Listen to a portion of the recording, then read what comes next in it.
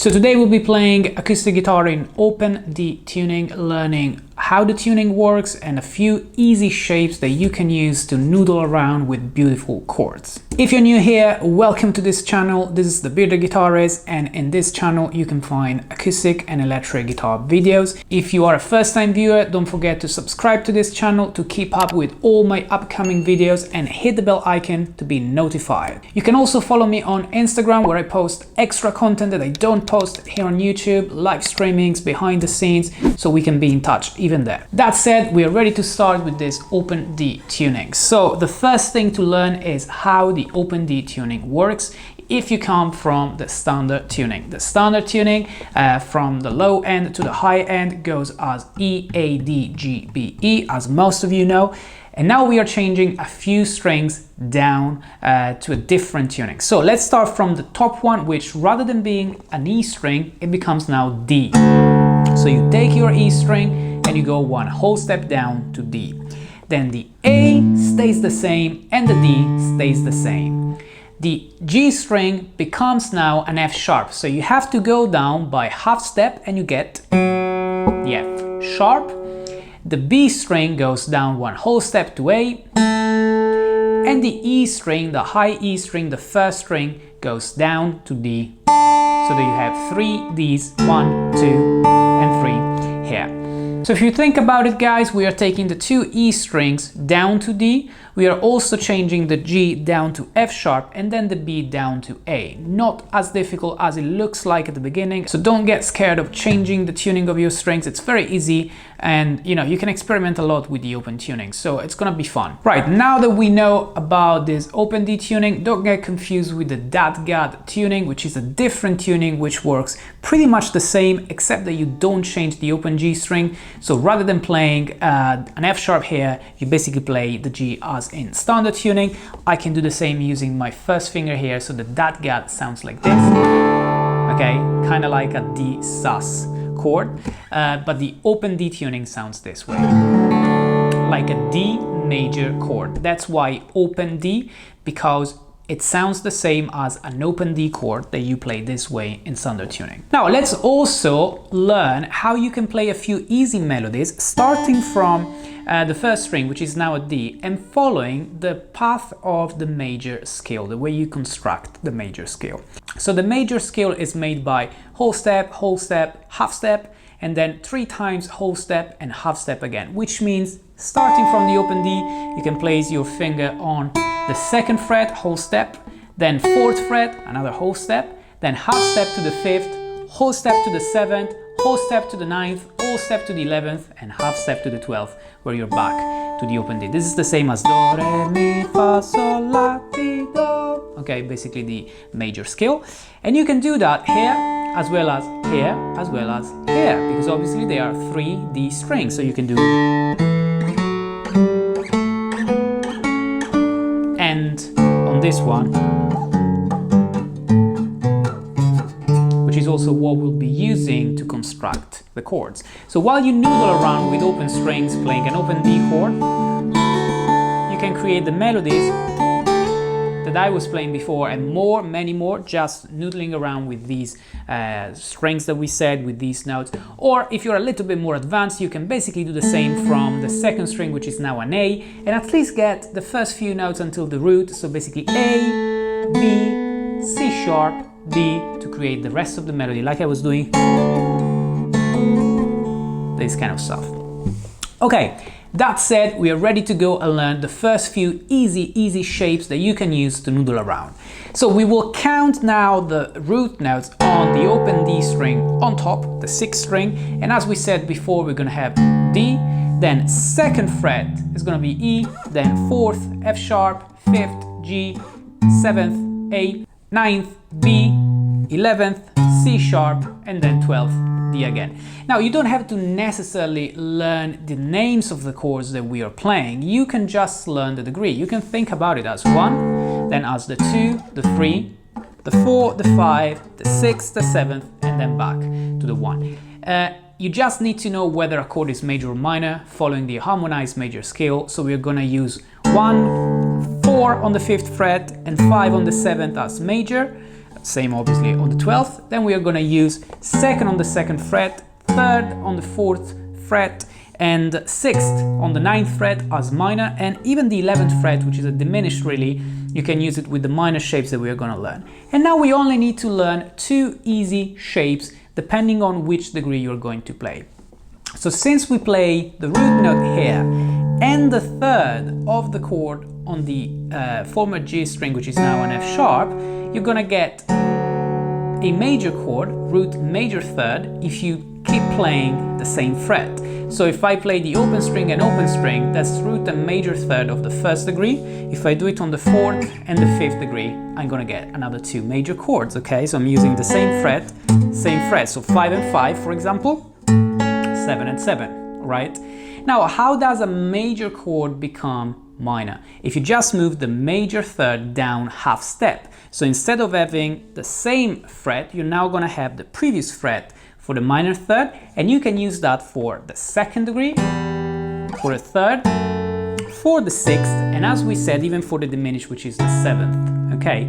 So basically the 7 chords that you can play in the key of D major are just made by either this position or this. Okay, literally 2 positions, just either 2-3 or 2-1 here using the 6th and the 3rd string, and you're done, really, okay? Now, if I play them in order, is 1, 2 minor, 3 minor, 4, 5, 6 minor, 7th, diminished obviously, and then 1 again, all right? Now, this is the basic form, which I was using in the second part of what I was playing. In the first part, if you want, you can also learn that the same fret that you use on the low D string here, the 6th string, can be used on the 4th string because they are 2 Ds, therefore you can use the same note 1 octave higher. This is depending on what voicing you want to have. Let's listen to this. Let's say that I go to the 4th degree on fret 5. If I only use the 2 fingers, it sounds like this. There's gonna be a G chord, and I can use the D as an extension, okay, that I'm adding to this chord, all right? But if I don't want it, I can just replace it with another G, another root note, using this time 3 fingers, 2, 3, 4, and I get this. Or if I want to do the same on a minor chord, let's do it on the 3rd degree here, fret number 4, that's an F sharp. We learned it this way, which is lovely. But if you want, you can use the same root note on the D string again, and you get this. So instead of using just 2 and 1, you use 2, 3, and 1. Okay, and you can do it on all of the minor chords. Okay.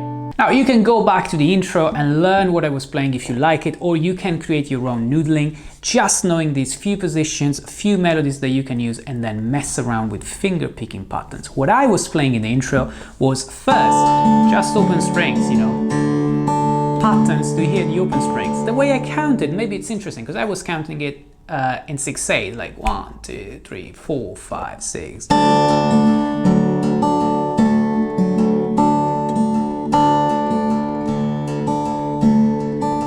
And then I was playing this tiny melody, okay, just using hammer on and then 2nd fret on the 1st string, and then on the 2nd string the melody went as 4 to 5, back to 4, 2nd. Actually the 2nd is played with a hammer on from the open string, then 4 and open again. So then this way. The second time I only changed this part.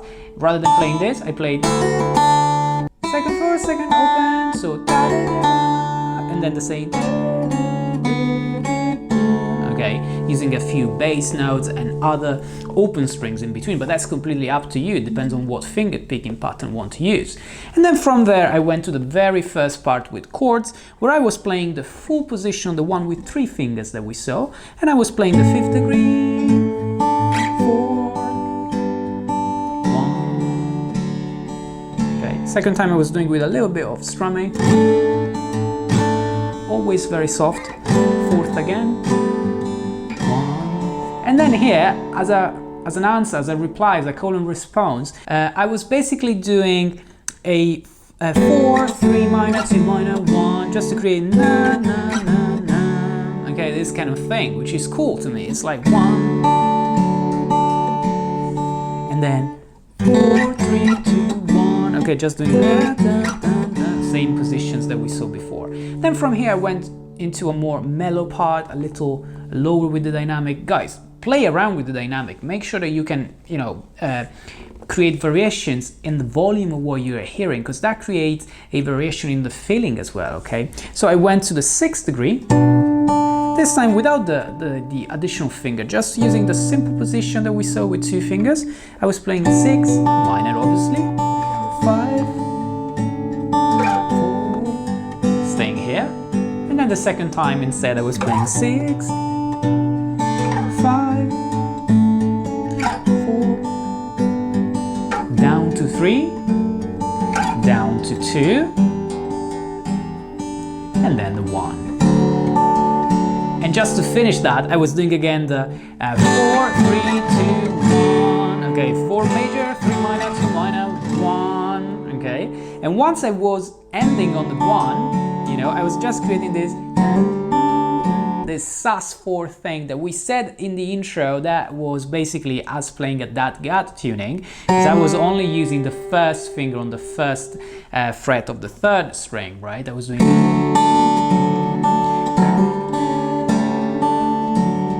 like 1, tension with the sus, and then resolve on the 1. When I finished, I also added something super cool and super simple. The same natural harmonics that you play in standard tuning on 7th and 12th fret, they sound super cool in open D tuning because you are less used to that sound. So I was playing bass, then I was playing these, right? So the 4th, 3rd and 2nd string, 7th fret, and the 3rd, 2nd and 1st on the 12th, like this way, okay? Now, just to finish, another cool trick that you might want to use if you are more into rock riffs is basically playing the power chords, just root and 5th, using 1 finger, the 1st finger, on the same fret, and using only the lowest 2 strings, like